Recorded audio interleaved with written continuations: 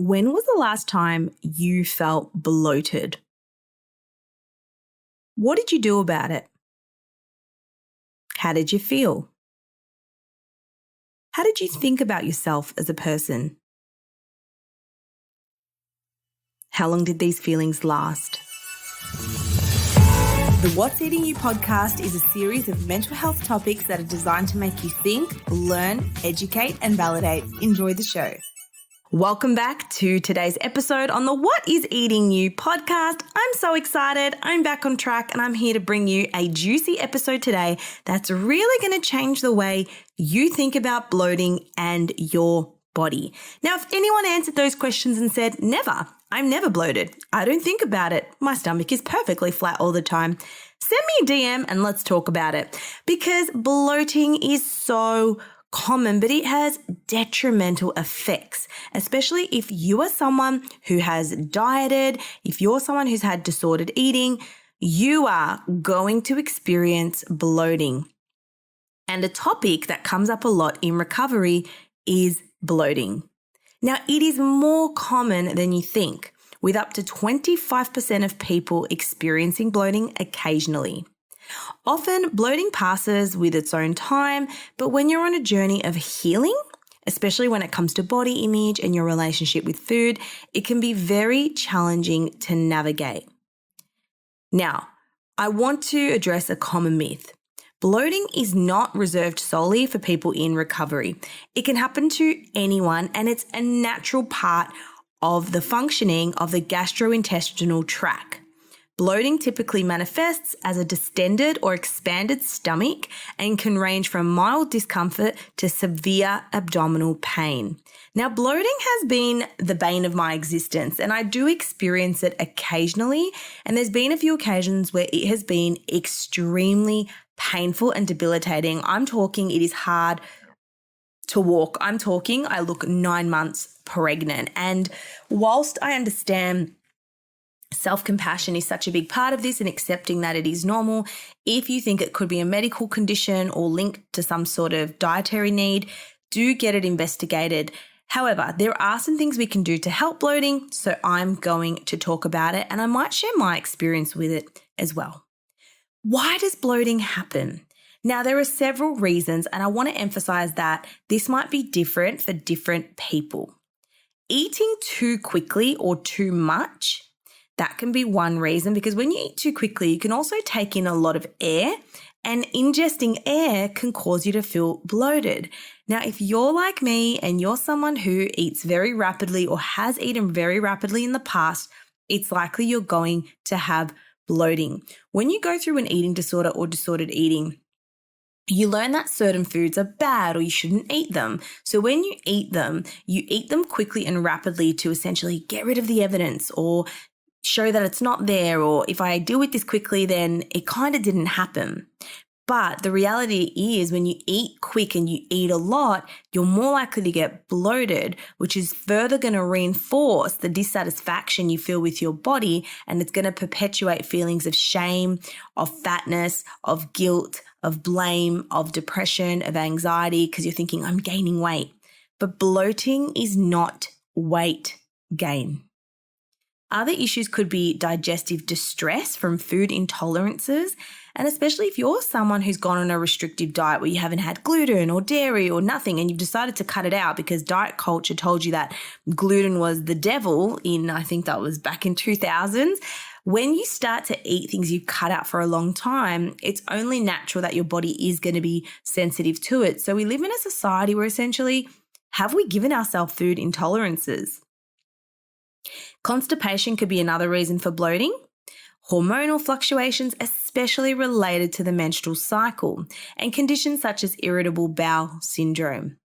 Now, for people on recovery from eating disorders such as anorexia and other eating disorders, bulimia and binge eating, accepting and dealing with the changes their body may undergo can be very daunting and mentally challenging. And when it comes to binge eating or bulimia, there's a prevalent misconception that bloating won't be a part of the journey. But this is far from true. In fact, bloating is often experienced by a majority of individuals entering recovery. And many people I work with will say, I'm so bloated, I'm experiencing bloating. And the reason is when we transition to structured eating, so a big part of recovering your relationship with food and healing that pattern of eating is regular eating. Your body isn't used to having regular meals, especially if you're someone who's been on a fasting journey or eating within a specific window or timing or having coffee throughout the day. Your body is not used to having regular meals. Now, this rebalancing phase is where many people start to feel bloated and uncomfortable. But more importantly, this is a sign that your body is healing and adapting. So bloating is actually a really healthy part of recovery, and it's very necessary, and there's ways to deal with it. For me, I'll tell you a little bit about my bloating journey in case you're interested. So I used to feel so bad when I was bloated because I didn't recognize it as bloat. I just thought I was fat. And I'd say, oh my God, my stomach, it's so big, it's so disgusting. I might as well just binge eat and then purge or binge eat and exercise or compensate to get rid of this bloat. But in actual fact, it makes the bloat worse because when you're constantly binge eating, you're eating a large amount of food, you're probably eating food that doesn't agree with your gut. If you're purging, if you're taking laxatives, your gut is already ruined. So you're just feeding the bloating. But emotionally or psychologically, you think you're doing something. It's almost like when we procrastinate and we think, you know what, I'm not going to do my assignment, but I'm going to clean the whole kitchen. Whilst that might make you feel good and that you're doing something, it doesn't fix the problem of the assignment not getting done. So when you feel bloat, the worst thing you can do is feed into this mentality that you're fat, you're a failure, you might as well binge eat because you're bloated anyway. What you want to do is the opposite. You actually want to nurture and nourish your body when it's bloated.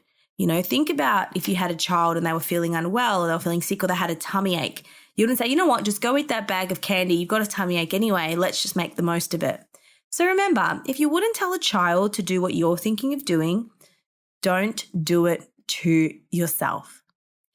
So let's take a moment to go through a bit of a bloating blueprint to learn how you can manage the discomfort effectively. 1. Recognize when it's happening and keep a little log. So for me, this is how I started. When I was feeling bloated, I used to just ignore it. As I said, I used to think it was just such a negative, bad thing. And for years, I just didn't even consider I was bloated. You're so out of tune with your body. When you have disordered eating, all you think about is fat or thin. You are so out of tune with your body and you think your body is different, that you shouldn't listen to your bodily cues or a generic diet or the next fitness influencer knows what is best for you. But you deserve to get in tune with your body and learn about it. So I started writing down and noticing when I felt really uncomfortable, and I started actually taking photos so I'd remember when it happened. And I've posted a few photos on social media of this bloating, and I've had mixed remarks. Some people are like, oh my gosh, that's not normal. You should see a doctor. You know, you're glamorizing being bloated, when in actual fact, I'm just telling you, hey, this is what happened. This is how I feel. This is reality on social media. But I do agree with those people. If it's something that's occurring regularly and it's not part of your healing journey, if you're not getting it from structured eating, if you're not getting it from after you've healed your relationship with food, it could be something else. So after I healed my relationship with food, I've taken a more proactive approach. So I have gotten extensive blood work done, and I've had it looked into. I've had my hormones checked. I've had my metals in my body checked. I've had hormones, testosterone, estrogen, serotonin, absolutely everything looked at. And there was a lot in there. And for someone who I thought, was healthy and thriving and balanced, what a blood test reveals, and I'm talking a proper blood test. I'm not talking about your standard bloods you get from your doctor, because often the parameters that doctors have are so far and wide that you're not sick, so therefore you're okay. Whereas if you go to, a naturopathic doctor or a clinical naturopath, their markers are so much smaller, so they can pick up on any inconsistencies or any warning signs that perhaps there is an imbalance in your vitamins, in your minerals, in everything that you needed. So for me, when I got my blood test, there was indications of inflammation, and we were able to sort of pull it back and say, hey, did you know that these particular foods that you're having might be what's causing it? And I was shocked. So I learned about histamine foods, right? Never even knew what they were. And one suggestion my clinical naturopath made was try to reduce histamine foods. I had no idea what they are. Histamine foods are foods such as bananas, avocados, healthy things,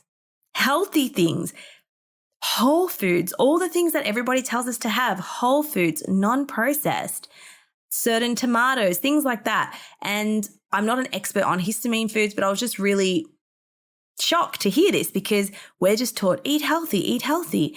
But one of the other reasons I used to get bloating was because I would smash my body with fiber. Yes, eating healthy makes you bloated. So when you're constantly eating so much fiber, so berries, fruits, vegetables, things that have fiber, or you're taking fiber supplements, fiber, whilst it helps you go to the bathroom, is actually an inflammatory when you're having too much of it.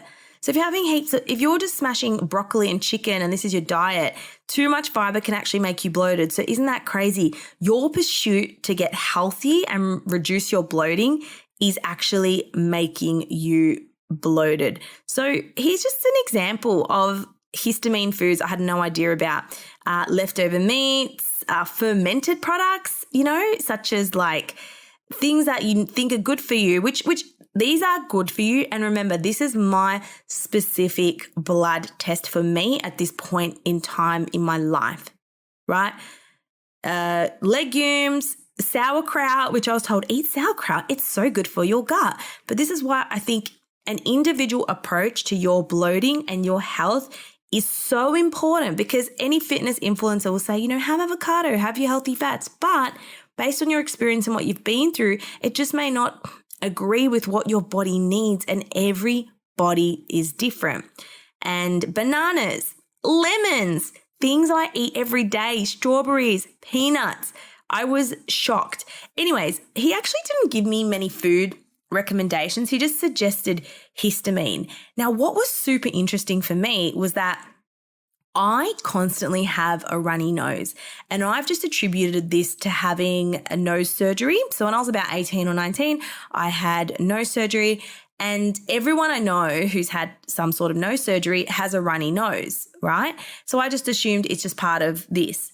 I'm telling you, since I have reduced, and I haven't even gone full throttle, right? My cousin, who's a clinical naturopath as well, she's like, Steph, you just got to go all out. You got to cut these things out and do all this. I'm just like, no, thank you. I need a gradual step-by-step approach. I need the baby step-by-step approach. My nose is not running. It is crazy. I have not experienced this ever in my life. If you know me, I always have a tissue on me. I always have a runny nose. And I feel like I need to explain to people, especially in this day and age following the pandemic, I constantly have a runny nose. And it used to come on when I was cold or when I was exercising. But now I no longer need a tissue when I'm exercising. I no longer need a tissue when it's crazy.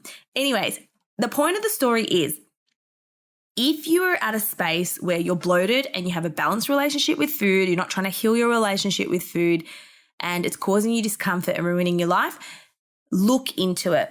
But I'm talking about look into it with holistic health if you can, because I think there's so much more that lies outside of the scope of what a medical practitioner will provide. I was speaking to a doctor and they explained that the reason they don't give a lot of blood tests out is because they have a limit with how many blood tests they can administer or give out. And that's why they are often also reluctant to test for certain things unless there's a problem. So they're reluctant to test for, certain hormones or certain areas unless there's a specific problem. And this is why you may need to pay a little bit extra to get these specific tests. But I'm so glad I did, because it explained to me, and I hadn't cried in years. I haven't cried in years. And for the first time, when I got these results, I was on the phone to my partner and I just started crying. And I said, this explains so much. This explains why I'm feeling this way. So I'll just tell you now. I was going to do another episode of it, but I'll just go into it now. Basically, I was low in everything. Vitamin D, vitamin C, vitamin B, all the vitamins. He's like, Stephanie, you need to get on an IV drip. You are extremely low in everything. And I'm like, how can this be? I'm constantly in the sun. And he reminds me, he's like, Steph, this is a buildup. This is a buildup of your whole life to this point. Even though now you have no stress, you've got an amazing life, you get a lot of sun, you get a lot of rest. This is a buildup of stuff that's happened in the past. So for those who don't know, I used to live an extremely stressful life. I used to be a workaholic. I used to work very long hours. I was always on the go. I was always on the phone, always checking emails, go, go, go. I was literally cortisol on wheels. I was cortisol on wheels. And many people listening to this are probably also cortisol on wheels, and that builds up. And what was so interesting is he said to me, he's like, Steph, you're actually low in serotonin. Now, I know measuring serotonin and dopamine, there's certain aspects to it, but he said, the reason you love high intensity training is because it makes you feel good. And I was like, yeah, it's like the only thing like really gives me that vibe and that push. But afterwards, I feel like I'm going to die. I feel like I'm flogging a dead horse. And he said, Steph, you are attracted to that exercise because you're actually low in serotonin and it's the only thing that's making you feel really good. And I was like, yes, David, thank you. He said, and if it was years ago where someone told me to quit high intensity training, I'd be like, never, no, you don't know what you're on about. But it was secretly a relief. Sometimes we need someone else, an expert, to tell us to stop doing the things that we would feel guilty not doing. So I have gladly stepped back. I no longer do high intensity F45 class. I just do the weights class, and occasionally I might do a little bit of HIIT if it's between the exercises, but I only will go to the weights class and I exercise 3 times a week for max. But I'm taking it slow and I'm doing so much walking, etc. Now, the reason I got these blood tests was, one, I want to learn about this stuff and I want to be able to share this journey with people to show them that there's so much more to your health than eating well and moving your body. There is so much more. So the protocol was a lot of supplementation. So while I was in Bali, I did do an IV drip. I got the vitamin B6, the magnesium, everything. And I was already taking magnesium at night. Awesome magnesium. I got onto all these supplements. I'm currently on these supplements. I've doubled my magnesium, which I was low in as well. There was certain, I think copper was an issue.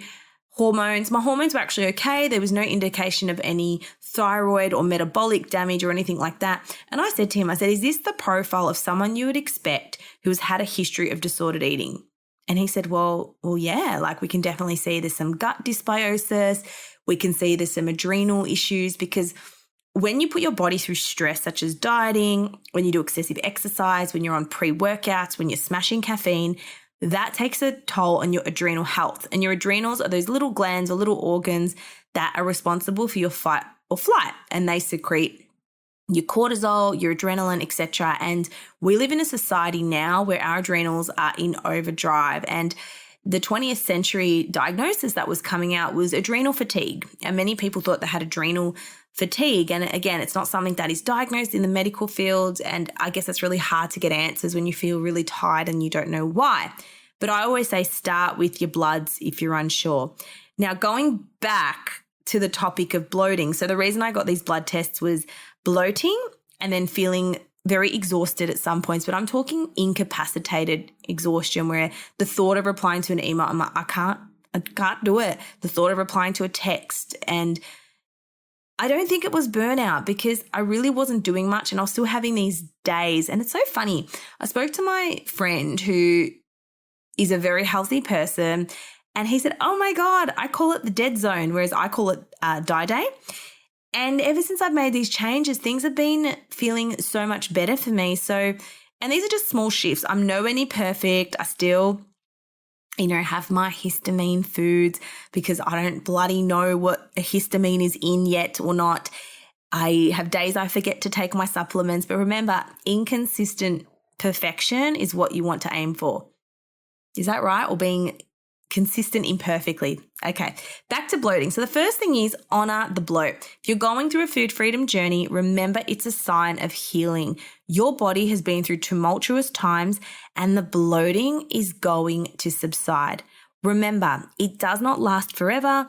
It is uncomfortable, but it'll go by the morning. Which brings me to compassionate self-talk. Replace negative self-talk with your body and your bloating with kindness and understanding. You're actually doing something really courageous. You're healing and you're working on yourself. And with that, bloating may come. And the last thing is self-compassionate behavior. So I love to wear your big baggy tees or go for walks. Or one thing for me is stretching, and I crack my back. It's so good. Stretching and stretching out my belly when it feels really hard and really uncomfortable helps me feel a little bit better. And you don't want to overdo it with exercise because your body is healing. Just remember, bloating is a sign from your body. Something is happening, whether it's healing, whether it's inflammatory. It's a sign from your body saying, hey, something's just figuring itself out here. I love to sip on fennel tea or peppermint tea. Again, put your trackies on, be comfortable, put a face mask. This is the time you need to be kindest to yourself because your body listens to what you say to it. What not to do when you're bloated? Don't go on a self-destructive binge eating cycle. Sure, have some comfort food, but have it in good company and in good vibes. So you know what? I'm feeling a bit meh. I'm feeling a bit bloated and gross. I'm going to have this chocolate. Even don't say gross. Gross is not the word. And I'm going to enjoy this. I'm going to watch a movie with it. Don't binge to compensate for how you feel. Binge to accommodate how you feel and to self-soothe in a way that's functional and adaptive. 2, do not use dieting tea or laxatives. These products may provide temporary relief, but they harm your digestive system in the long run and they lead to increased constipation and bloating, and you will have to rely on them if you're stuck on them, okay? Now, I want to remind you that weight fluctuations and bloating is completely normal.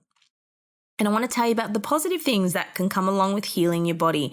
Increased energy, better quality of sleep at night, reduced anxiety, improved self-esteem, overall better health. And when you recover from an eating disorder, there's so much to look forward to that it's hard to see in the moment. But just remember, what you're doing now, this temporary discomfort, is going to lead to a lifetime of food freedom.